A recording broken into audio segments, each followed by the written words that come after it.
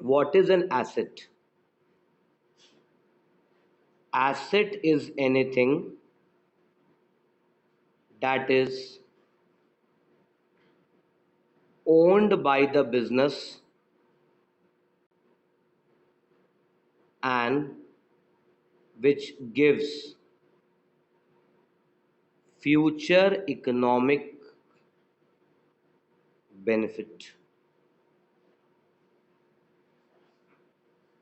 What is an asset?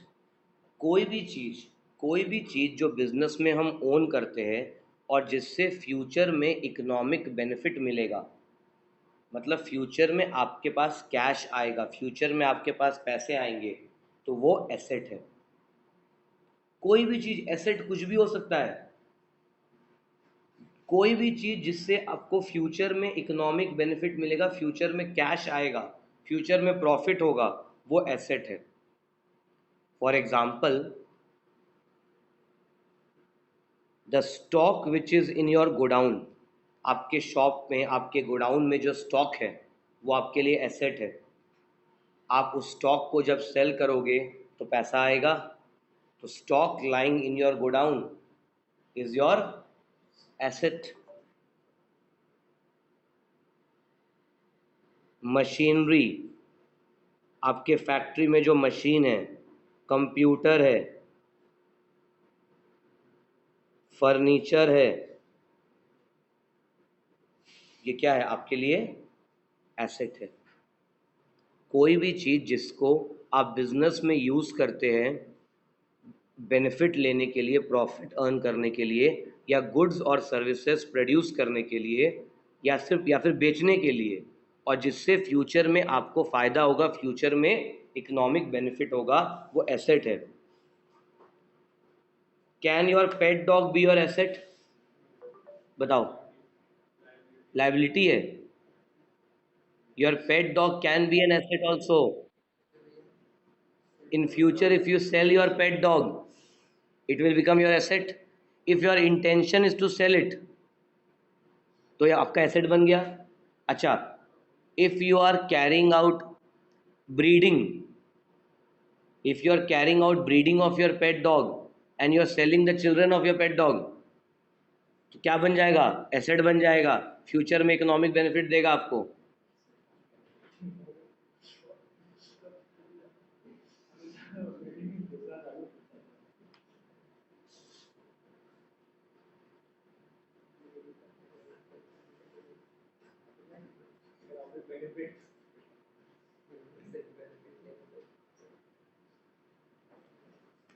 Future में आपको जिससे बेनिफिट मिलेगा, you as children, you all can be an asset to your parents. Your parents are investing in your education, तो future में आप economic benefit देंगे, future में आप पैसे कमाएंगे, पेरेंट्स को देंगे, तो आपका तो आपसे फ्यूचर में इकोनॉमिक बेनिफिट मिलेगा। तो कोई भी चीज़ जिससे फ्यूचर में इकोनॉमिक बेनिफिट मिलता है वो एसेट है। समझ में आया? एसेट अभी हम लोग पढ़ेंगे, डिफरेंट टाइप ऑफ एसेट्स होता है। Stock, machinery, computer, land and building.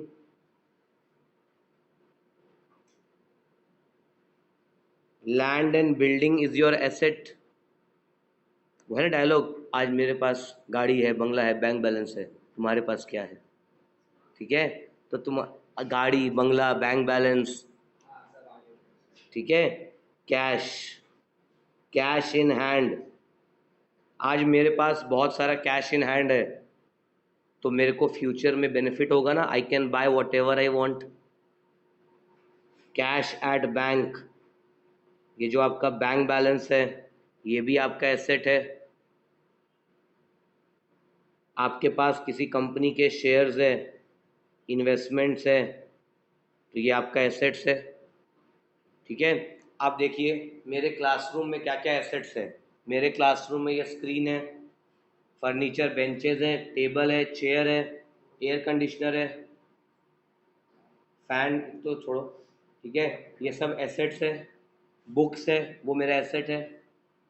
कोई भी चीज़ जो जिससे मेरे को फ्यूचर में इकोनॉमिक बेनिफिट मिलेगा, या फिर जिसको हम बिजनेस में यूज़ करेंगे to generate economic benefit, that is a asset. Clear? Understood? Assets are of two categories,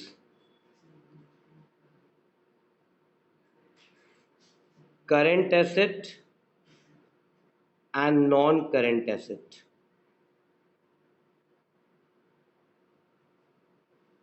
asset का दो कैटेगरी हो गया, current asset and non current asset. Current assets क्या है? Current assets are those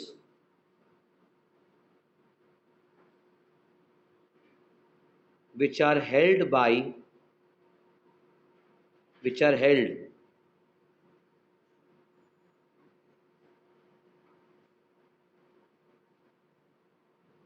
with the intention of sale or to be converted into cash within 1 year. What are current assets? Current excuse me. Current assets are those assets. Current assets are those assets which are held with the intention of sale or to be converted into cash within 1 year. जिस asset को आप cell करने के लिए, आप बेचने के लिए रखे हो, या जिसको आप होल्ड कर रहे हो with the intention of converting into cash, जिन एसेट्स को आप सेल करने के इंटेंशन से अपने पास रखे हैं, जैसे आपका स्टॉक, आप स्टॉक को सेल करना चाहते हैं. आप क्या चाहते हैं? आपके दुकान में जो स्टॉक पड़ा है, आपके गोडाउन में जो स्टॉक पड़ा है, वो जल्दी जल्दी सेल हो जाए या पड़ा रहे 5 साल 10 साल? क्या इंटेंशन है? सेल करने का.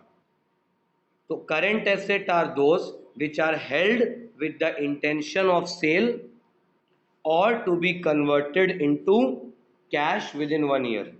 Current assets are those assets जिसको आप सेल करना चाहते हैं या फिर जिसको आप कैश में कन्वर्ट करना चाहते हो विद इन 1 ईयर.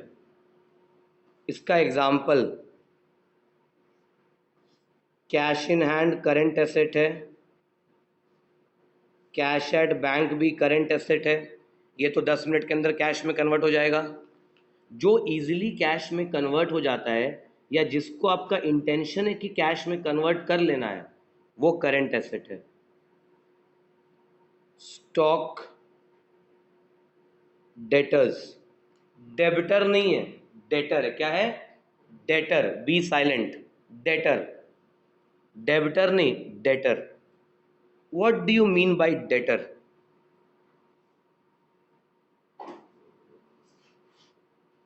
एक डेटर आ जाएगा और एक आएगा B R. B R means bill receivables. अब ये डेटर क्या है, देखते हैं आगे. See, debtors are those persons to whom goods और services have been sold on credit. Debtor वो पर्सन है जिनको आपने गुड्स या सर्विसेज सेल किया है क्रेडिट में, उधार में, एंड अब तक इसका पेमेंट नहीं आया. समझे? आपने अपने पड़ोसी को अपनी दुकान से 1 लाख का सामान दे दिया कि भैया कोई बात नहीं, आप अगले महीने दे दीजिएगा. अगले महीने हो गए, अगले महीने हो गए, आ ही नहीं रहा है. जिसको भी आपने गुड्स या सर्विसेज सेल किया है ऑन क्रेडिट, उधार में, एंड पेमेंट नहीं आया है, तो वो क्या है? डेटर. वो क्या है? Debtor. What do you want? कि डेटर से पैसा जल्दी जल्दी आ जाए या आराम आराम से आए? You want to get sooner the better, जल्दी जल्दी मिल जाए, इसीलिए करंट एसेट. तो जो एसेट कैश में, जिस एसेट का इंटेंशन है कि सेल कर देना है, ठीक है, स्टॉक सेल करना है. आप अपने दुकान में जब फर्नीचर बनवाते हैं, ठीक है, दुकान में आपने सोफ़ा लगवाया कस्टमर के बैठने के लिए, तो क्या आपका इंटेंशन है कस्टमर को पसंद आएगा सोफ़ा बेच देंगे? क्या आपका इंटेंशन क्या है? आप अपनी दुकान में जो फर्नीचर बनवा रहे हो, ऑफिस का फर्नीचर बनवा रहे हैं, ठीक है, तो आपका इंटेंशन क्या है? उसको लॉन्ग टर्म यूज़ करने का. तो जिन एसेट को लॉन्ग टर्म यूज़ करना है या लॉन्ग टर्म यूज़ करने का इंटेंशन है, वो क्या है? Non current asset. और जिन एसेट को इजीली कैश में कन्वर्ट कर देना है वो करेंट एसेट है। जो कंप्यूटर, आपके फैक्ट्री में कंप्यूटर है, प्लांट मशीनरी है, फर्नीचर है, आप उसको लॉन्ग टर्म यूज करना चाहते हैं, वो आपके लिए क्या है? Non current asset, also called fixed asset. But जिन एसेट्स को आप इजीली कैश में कन्वर्ट करना चाहते हैं, सेल करना चाहते हैं, वो आपका करेंट एसेट है। क्लियर? अब आते हैं डेटर पे वापस। Debtor are those person to whom goods और services have been sold on credit and payment has not yet been received. Sir, हम can you conduct a business without debtor? Business करना होगा तो उधार देना ही होगा, ये 100% है। सर नहीं, हम सिर्फ कैश में डील करेंगे। अच्छा सुनिए, आप जब day to day sale purchase करते हो, आप जब शॉप में जाते हो, आप सामान देते हो, पैसे लेते हो, बिकॉज वहाँ पे अमाउंट बहुत छोटा होता है, 10 20 50 100 मैक्सिमम 1 लाख, मैक्सिमम 1 लाख होगा, 50,000 40,000, उससे ज़्यादा शॉपिंग कर लोगे क्या एक दिन में? लेकिन टाटा मोटर्स, टाटा स्टील, ये जो बड़ी बड़ी कंपनीज है, टाटा मोट गेस करो टाटा स्टील का एक दिन का एवरेज परचेस कितना होगा? टाटा स्टील का कितना परचेज होगा? कुछ करोड़ में। एवरी डे का ये परचेस करता होगा 10-20 करोड़ का। टाटा मोटर्स, हमारे जमशेदपुर में टाटा मोटर्स जो है, जो जमशेदपुर बेस्ड प्लांट है, ये प्लांट में सिर्फ ट्रक बनता है, कार्स नहीं बनता है। कार्स बनता है पुणे वाले प्लांट में, गुजरात वाले प्लांट में। गुजरात में तो प्लांट हटा दिया, हाँ गुजरात में, सॉरी बंगाल साइड गया था, गुजरात चला गया था। तो टाटा मोटर्स का जो प्लांट है वहाँ पे ट्रक बनता है। ट्रक ना असेंबल होता है, only few important parts like engine और कुछ कुछ टेक्नोलॉजी से रिलेटेड पार्ट्स जो होता है वो टाटा मोटर्स के अंदर बनता है, बाकी सारा पार्ट्स बाहर बनता है। Brake, steering, seat, body, bonnet, ये सब जो है टाटा मोटर बनाता ही नहीं है। आदित्यपुर में बहुत सारा एंसिलरी इंडस्ट्रीज़ है, वो सारे इंडस्ट्रीज़ ये पार्ट्स बनाते हैं और टाटा मोटर उनको ज्वाइन कर देता है, असेंबल कर देता है और ट्रक तैयार कर देता है। ठीक है?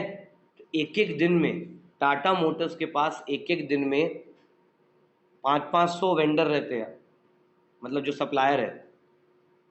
आप अगर मान लीजिए टाटा मोटर्स में आप सप्लायर हैं, तो मेरा फैक्ट्री आदित्य, सपोज मान लो मेरा फैक्ट्री आदित्यपुर में है, तो मेरा फैक्ट्री आदित्यपुर में है और ये ब्रेक बनाता है टाटा मोटर के लिए। तो मेरे फैक्ट्री में जब ब्रेक तैयार हो जाएगा तो ब्रेक हम ट्रक में लोड करेंगे, ट्रक के साथ हम ड्राइवर को बिल देंगे और ड्राइवर जाके टाटा मोटर्स में मटेरियल पहुंचाएगा और गेट पे पहले बिल दिखाएगा। सबसे पहले गेट पे एंट्री होगा, गेट पे मटेरियल आएगा, ट्रक नंबर नोट होगा, अमाउंट नोट होगा, क्वांटिटी नोट होगा, फिर स्टोर में जाएगा, स्टोर्स में मटेरियल काउंटिंग होगा, फिर स्टोर वाला मटेरियल को हैंडओवर लेगा, फिर वहाँ से बिल जाएगा परचेज डिपार्टमेंट के पास, परचेज डिपार्टमेंट के बाद से फिर फाइनेंस डिपार्टमेंट के पास, तब जाके अगर सब ओके रहा, मटेरियल ओके रहा, कोई डिफेक्ट नहीं रहा, बिल में कोई कैलकुलेशन मिस्टेक नहीं रहा, तब जाके पेमेंट होगा। ऐसा थोड़ी है कि टाटा मोटर के गेट पे एमडी खड़ा रहेगा कैश लेके बोरा में, लाओ 10 लाख 20 लाख 25 लाख पेमेंट करेगा। एक बिजनेस में एक प्रोसेस होता है, store department, purchase department, accounts department, तब जाके पेमेंट होगा। तो ये पूरा पेमेंट को प्रोसेस होने में 2 से 3 महीने का समय लगता है, कहीं कहीं पे 30 डेज भी लगता है, कहीं 45 डेज भी लगता है, depending on the volume. Generally business के अंदर 60 to 90 डेज का टर्म्स क्रेडिट पीरियड मिलता है। आप अगर टाटा मोटर्स में, टाटा स्टील में आप सप्लाई करते हैं मटेरियल, आपको 60 to 90 डेज के बाद ही पेमेंट मिलेगा। ठीक है? जनरली बिजनेस में क्रेडिट ट्रांजैक्शंस चलता है। क्लियर? तो जिससे पैसा लेना है, हम मटेरियल भेज दिए, सर्विसेज दे दिए, लेकिन अभी तक पेमेंट नहीं आया है, तो वो मेरे लिए क्या है? Debtor. I have supplied 5 lakh rupees break to Tata Motor. Tata Motor has not paid the amount till now. तो Tata motor is my debtor, जिससे पैसा लेना है वो मेरा है डेटर। समझ गए? डेटर क्लियर हुआ? तो debtor is a current asset because you want to convert into cash within 1 year, within 1 year. अब आता है बिल रिसीवेबल। जिस बिल का पैसा लेना है मेरे को, जिस बिल का पैसा लेना है वो मेरे को क्या, जिस बिल के अगेंस्ट पैसा मिलेगा वो है बिल रिसीवेबल। क्या है? Bill receivable. अगेन ये पूरा चैप्टर है, बिल्स ऑफ एक्सचेंज एक पूरा चैप्टर है, वहाँ डिटेल में पढ़ेंगे। अभी सिर्फ नाम जानिए और ये जानिए कि बिल रिसीवेबल वो है जिस बिल के अगेंस्ट आपको पैसे मिलेंगे और ये एसेट है। बस इतना ही जानना है। अगेन एक सेपरेट चैप्टर है जहाँ पढ़ेंगे हम लोग।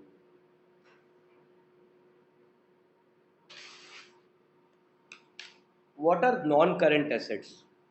Non-current assets are those assets which are held for long-term use in the business.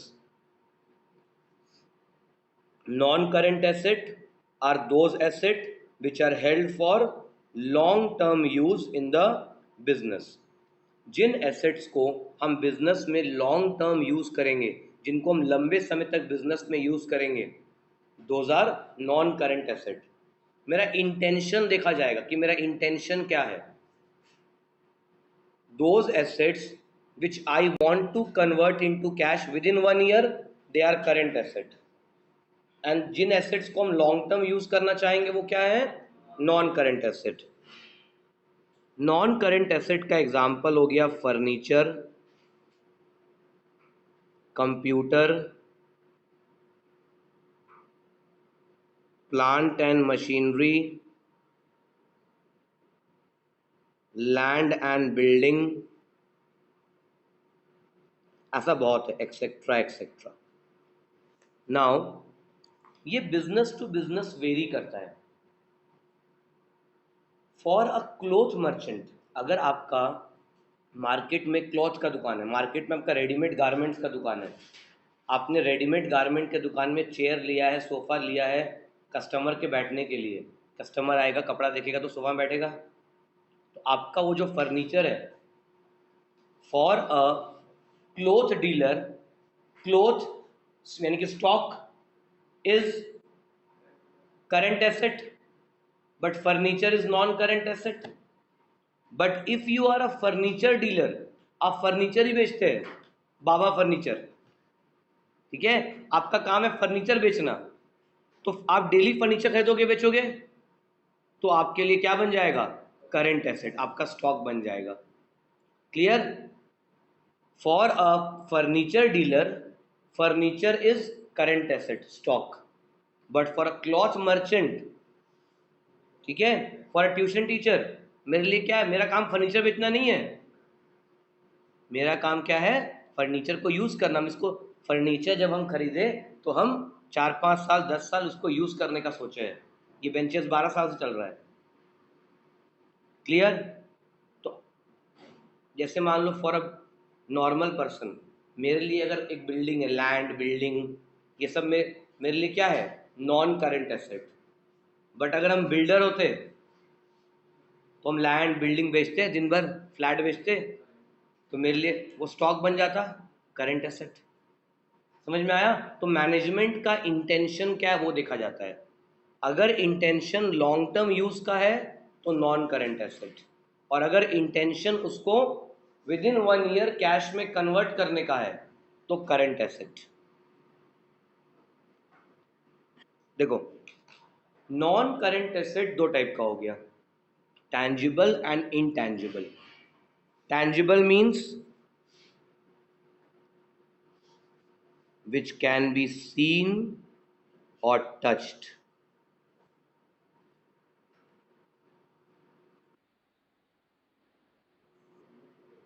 Now tangible means which can be seen or touched. Tangible assets are those which can be seen or touched. ठीक है, land building देख सकते हैं, touch कर सकते हैं, furniture, computer, land and building, plant and machinery, ये सब टैंजिबल है। इनटैंजिबल, ऐसा कौन सा एसेट है जो देख नहीं सकते बट हमको फायदा देगा? ऐसा कौन सा एसेट है जो आप देख नहीं सकते हो लेकिन आपको बहुत बेनिफिट देगा, इकोनॉमिक बेनिफिट देगा फ्यूचर में? सॉफ्टवेयर। आप कंप्यूटर देख सकते हैं, कंप्यूटर के अंदर का सॉफ्टवेयर देख सकते हैं? आप MS ऑफिस देख पा रहे हैं?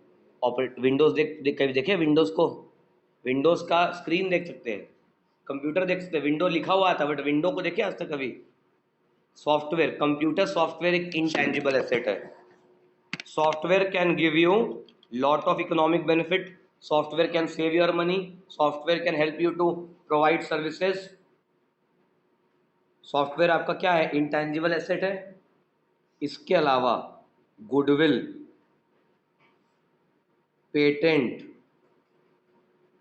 Copyright, trademark. ट्रेडमार्क एक तरीके से देख सकते हैं, ट्रेडमार्क तो जो अभी इंटैंजिबल में नहीं लिखेंगे, टच नहीं कर सकते इसको। बट आप आते हैं गुडविल पे। गुडविल क्या है? Goodwill means reputation. आपको गुडविल के बारे में पूछेगा नहीं उतना, बिकॉज गुडविल एक सेपरेट चैप्टर है +2 में, ठीक है? बट आप लोग को एक बेसिक आइडिया होना चाहिए कि what is goodwill. Goodwill means reputation of the business. If a business is very honest with its customers, if the businessman is providing good quality services at reasonable prices, is true to the customers, very businessman is very polite with the customers, आपसे कोई बहुत rudely बात करता है कोई shopkeeper, आप दोबारा जाते हैं वहाँ पे? नहीं जाते हैं। गुडविल रेप्यूटेशन बनता है बिजनेस के अच्छा कंडक्ट से। Because of the reputation, because of the goodwill, a business is able to attract more number of customers. If your customers are happy, if the customers are happy, they will go and bring other customer also. ठीक है? समझ में आया? तो goodwill is the name, fame, reputation which enables a business to earn higher profit as compared to its competitors. Clear? आप normal dosa खाओ 50 रुपए का, गोपाल के पास खाओगे ना 80 रुपए का। क्यों? उसका चल गया, उसका नेम फेम गुडविल, लोग दूर दूर से आते हैं। समझ गए? तो नेम फेम गुडविल रेप्यूटेशन, ये आपको बनाने में बिजनेस में 5 10 20 साल आपको गुडविल क्रिएट करने में लगता है। उसके बाद वही गुडविल को आप यूज करते हैं और उसी से आप कस्टमर अट्रैक्ट कर पाएंगे। समझ गए? जिस बिजनेस का गुडविल अच्छा रहेगा, मार्केट के अंदर रेपुटेशन अच्छा रहेगा, तो वो गुडविल की वजह से बिजनेसमैन ज़्यादा प्रॉफिट्स कमा पाएगा। समझ गए? तो क्या आप गुडविल को देख सकते हैं? आप गुडविल को नहीं देख सकते, रेपुटेशन को नहीं देख पाएंगे किसी का। Goodwill can not be seen but it helps you to earn profit. Goodwill का एक कैलकुलेशन का पूरा एक चैप्टर है 12th स्टैंडर्ड के अंदर, जहाँ पे बहुत सारा मेथड दिया है जहाँ गुडविल को कैलकुलेट कर सकते हैं। क्लियर? समझ में आया गुडविल क्या है? पेटेंट क्या होता है? पेटेंट का मतलब होता है, पेटेंट का मतलब होता है technical know how, technical knowledge, know how. देखिए, हम एक कार का डिजाइन बनाए, विच कैन फ्लाई, ठीक है? उस कार का डिजाइन को अपने नाम पे हम पेटेंट करा लिए, हम रजिस्टर करा लिए। अब वो डिजाइन सिर्फ मेरा है, किसी भी कंपनी को वो चाहिए 10 करोड़ रुपए दो, डिजाइन ले जाओ। आपने एक नया मेडिसिन बनाया, कोविड के लिए वैक्सीन बना लिया, तो आपने उसको पेटेंट करा लिया। अब किसी को भी चाहिए तो आप उसको सेल करेंगे। वो तो एक फॉर्मूला, एक नॉलेज है, पेपर पे लिखा हुआ है। टेक्नोलॉजी, कोई भी डिज़ाइन होता है, कोई टेक्निकल नॉलेज होता है, कोई आइडिया होता है, वो उसका आप पेटेंट करा सकते हैं, उसके बाद आप उसको सेल कर सकते हैं। पेटेंट नहीं कराओगे तो कोई उसको चोरी करके आपके नाम पे भेज देगा, मतलब चोरी करके वो अपने नाम पे भेज देगा, सॉरी। ठीक है, तुम 10 साल मेहनत करके एक फॉर्मूला बनाया, तेरा दोस्त कॉपी करके भेज दिया तेरे से पहले, इसीलिए पेटेंट करा के रखना। पेटेंट कराने में पैसे लगते हैं, 3-4 लाख रुपये लगता है, depending on the idea and the country कहाँ पेटेंट करा रहे हैं।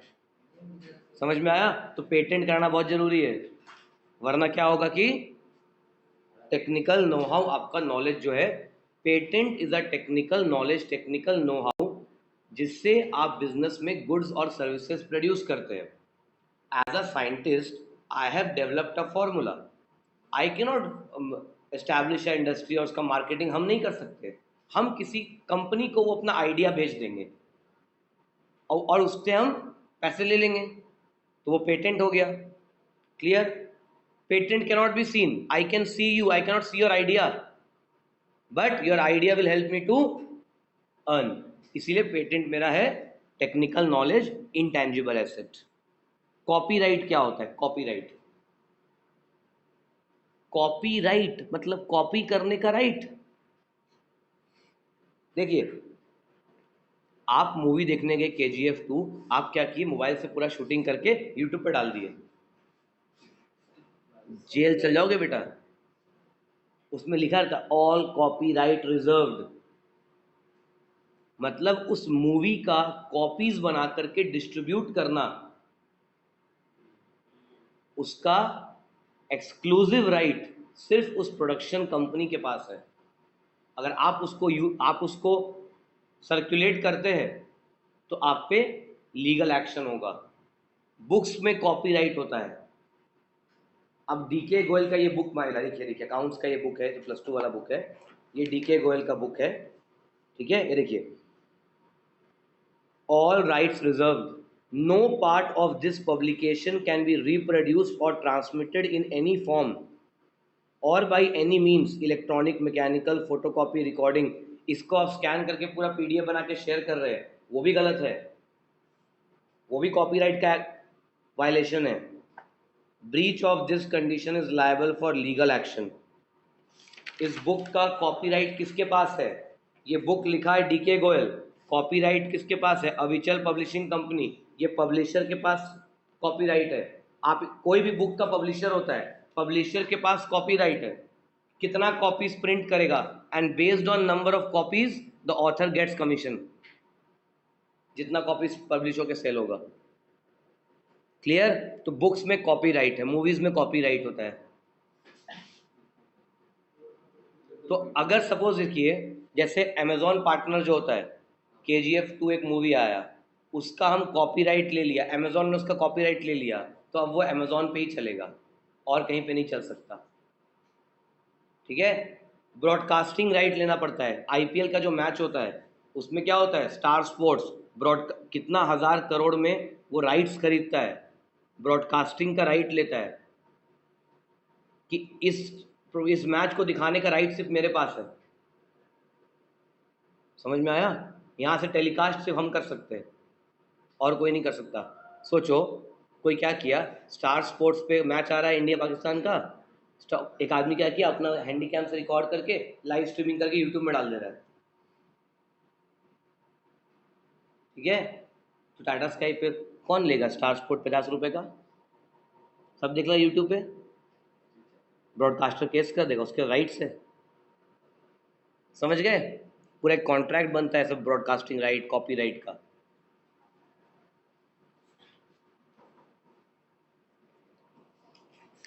तो ये सब इनटैंजिबल एसेट्स है। एसेट्स विच बुक है किसके पास में अकाउंट्स का?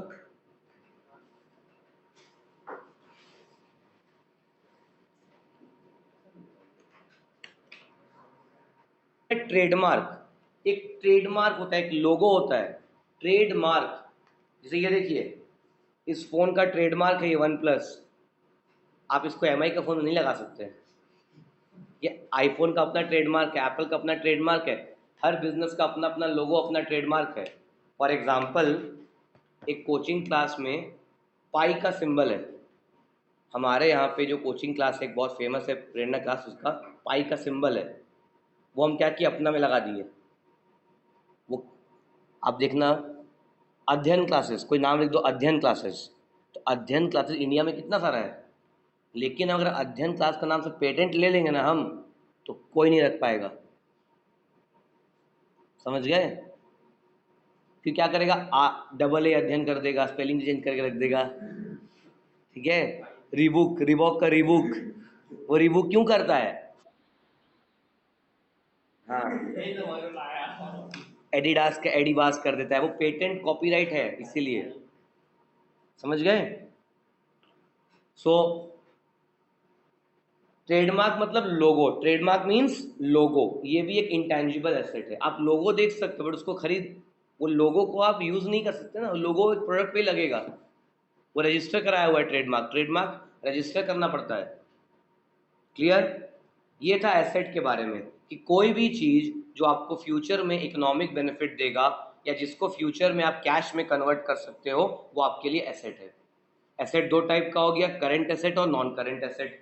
जो एसेट्स को एक साल के अंदर अंदर कैश में कन्वर्ट कर लेंगे वो करंट एसेट है, जो लॉन्ग टर्म यूज के लिए रहेगा वो आपका नॉन करंट एसेट है। नॉन करंट एसेट दो टाइप का हो गया, टैंजिबल और इनटैंजिबल। जिसको देख सकते हैं, टच कर सकते हैं, वो टैंजिबल है। जिसको देख नहीं सकते, टच नहीं करते, वो इंटैंजिबल है। अब आते हैं लायबिलिटी क्या है। 1 मिनट का ब्रेक। ठीक।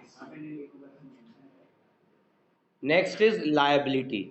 What is liability? Amount that the owner owes to the business owes to the outsider. Liability. Liability means the amount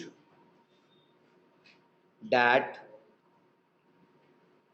business owes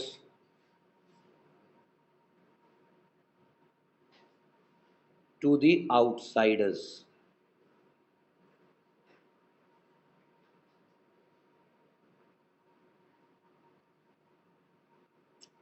What is liability? Liability is the amount that the business owes to the outsiders. जो पैसा business को pay करना है outsiders को, जो पैसा business को pay करना है आउटसाइडर्स को, उसको बोलते हैं लायबिलिटी। जो चुकाना है, जो पे करना है। फॉर एग्जाम्पल, इसमें भी दो टाइप का हो गया, करंट लायबिलिटी, जो लायबिलिटी को पे करना है within 1 year, to be paid within 1 year. Current liability are those liability which has to be paid within 1 year.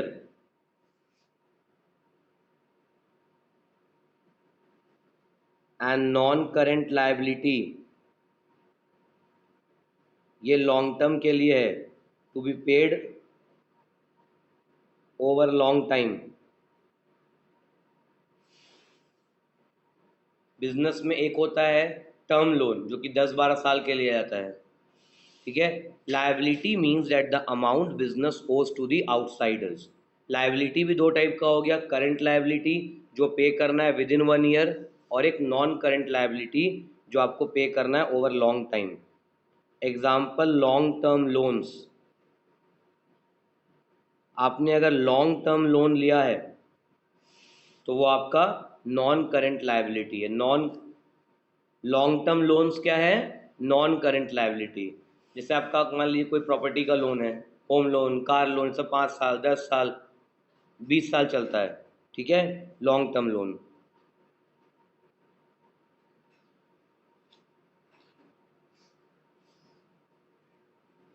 Non current liability वो है which has to be paid over long time, जैसे long term loans हो गया। Current liability are those which has to be repaid within 1 year. Current liability का example, creditor. अब ये creditor कौन है?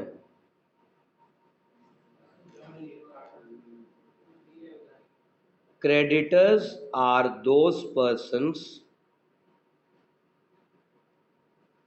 from whom goods or services have been purchased on credit.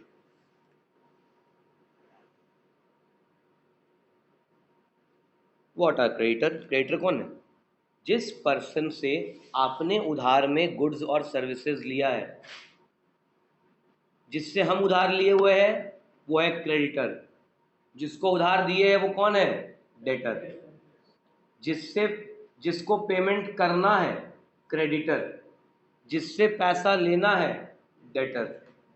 ठीक है, फॉर एग्जाम्पल मेरे को आप सब लोगों से पैसे लेने हैं, तो all of you are my debtor, I have to pay rent to my landlord of last 6 months, तो ही इज माई क्रेडिटर, जिसको पे करना है क्रेडिटर, जिससे पैसा लेना है वो डेटर। तो क्रेडिटर इज अ लायबिलिटी,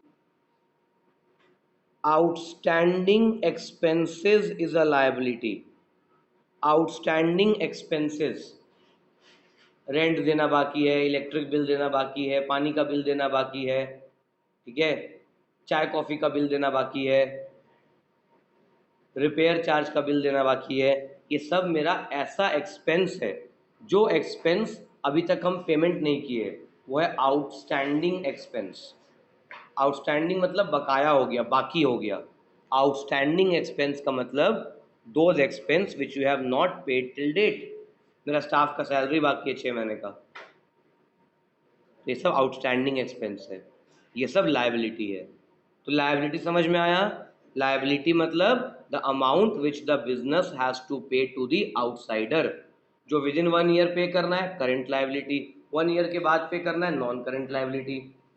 कुछ हम लोग बेसिक टर्म्स सीखेंगे, only then we can enter into the calculation part and journal entries part. Okay, that's it for today.